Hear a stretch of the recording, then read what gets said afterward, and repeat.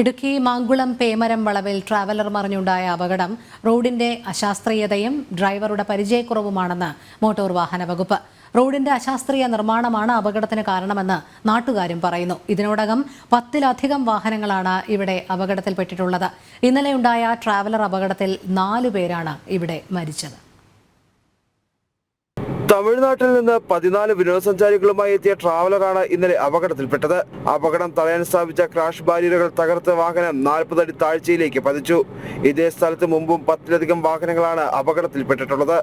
റോഡിന് വീതി കൂട്ടാൻ പ്രദേശവാസി സ്ഥലം നൽകാമെന്ന് അറിയിച്ചെങ്കിലും PWD വകുപ്പോ കരാറുകാരനോ ഇത് സ്വീകരിച്ചില്ലെന്ന ആക്ഷേപം ഉയരുന്നുണ്ട്.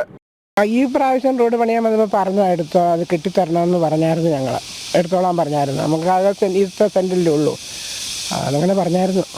റോഡിന്റെ അശാസ്ത്രീയമായ നിർമ്മാണമാണ് തുടർച്ചയായി ഉണ്ടാകുന്ന അപകടങ്ങൾക്ക് കാരണമെന്നാണ് നാട്ടുകാർ ഉറച്ചു പറയുന്നത്. 40 വർഷങ്ങൾക്ക് മുമ്പുണ്ടായിരുന്ന ഒരു റോഡിൻ്റെ അലൈൻമെൻറ്റ് തന്നെയാണ് ഇപ്പോൾ നിലവിൽ ഈ സാഹചര്യത്തിൽ ഇത് ഉണ്ടായിരിക്കുന്നത്. നമ്മൾ ഈ റോഡ് പുനർനിർമ്മിച്ചു കഴിഞ്ഞപ്പോൾ ഇതിൻ്റെ വളവ് നിവർത്തണമെന്നും അതുപോലെ തന്നെ കാസ്റ്റാർ നിർമ്മിച്ചത് നേരെ ചൊവ്വേ ചെയ്യണമെന്നുള്ള ഡിമാൻഡുകൾ ഞങ്ങൾ ഇവിടുത്തെ ഡ്രൈവേഴ്സും വ്യാപാരികളും രാഷ്ട്രീയ നേതാക്കന്മാരും വന്ന് അവരെ അറിയിച്ചതാണ്. എങ്കിൽ അവർ ആ കാര്യത്തിൽ വളരെ ശ്രദ്ധ ചെലുത്തിയില്ല എന്നുള്ളതാണ്.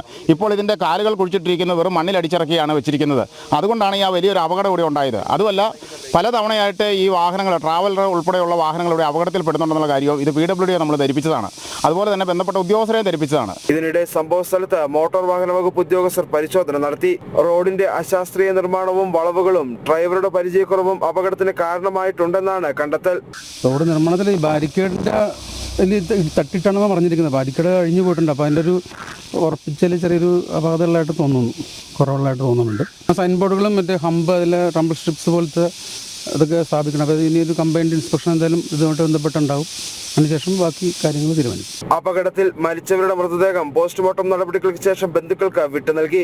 പരിക്കേറ്റ് ചികിത്സയിലുള്ള 10 പേരും അപകടനില തരണം ചെയ്തിട്ടുണ്ട്. ഇവരും ഉടൻ നാട്ടിലേക്ക് മടങ്ങും. ജനം, ഇടുക്കി.